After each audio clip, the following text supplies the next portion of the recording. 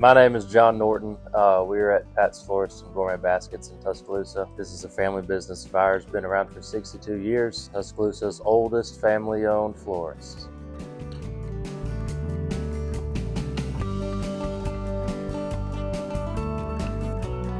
My favorite wholesaler, I guess it's probably good for me to leave names out, but I do have a dear friend, both in business and outside of business. In Birmingham, we buy most of our flowers from.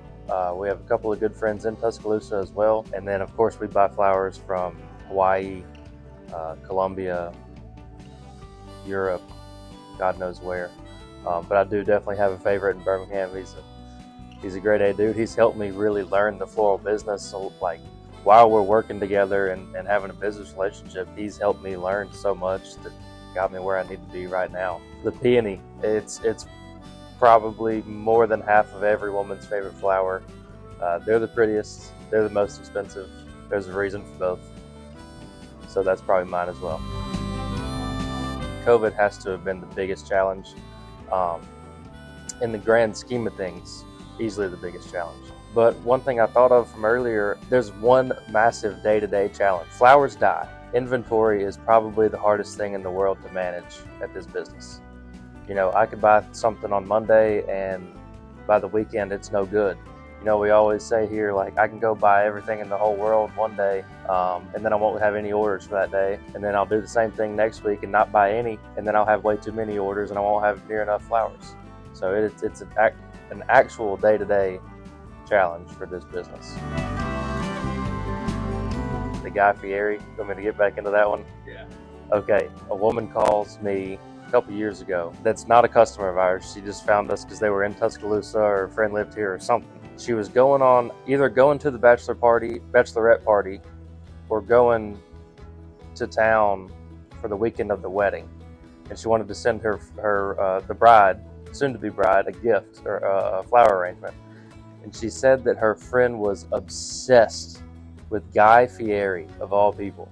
We talked for probably 30 minutes trying to come up with ideas and figure out what, where, and you know, what color flowers to use. And you know, he wears the flaming red and yellow shirt, and he's got white hair and frosted tips or whatever you call it. And we spent a long time going back and forth about it, and we ended up making just a really nice flower arrangement that had little pictures of Guy Fieri himself like stuck into the flowers.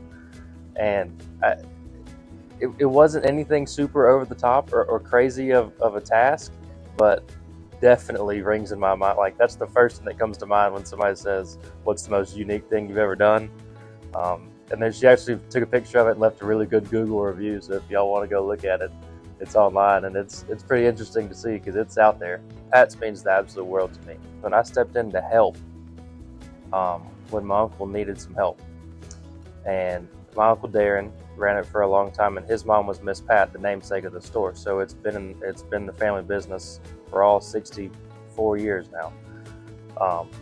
But my uncle Darren was like a dad to me. He didn't have children. Me and Darren became real close and almost took on that father-son type of relationship because we were so close, working together all day, every day for a few years. And sadly, we lost him just kind of out of the blue. So since then, I've had to really step in and you know, fill his shoes. And I really didn't even know what in the world I was doing when I hadn't been here long enough to come close to being able to step into his shoes. I still don't know if I can, but it's a really good thing for me that's what rings in my mind for every decision we make here.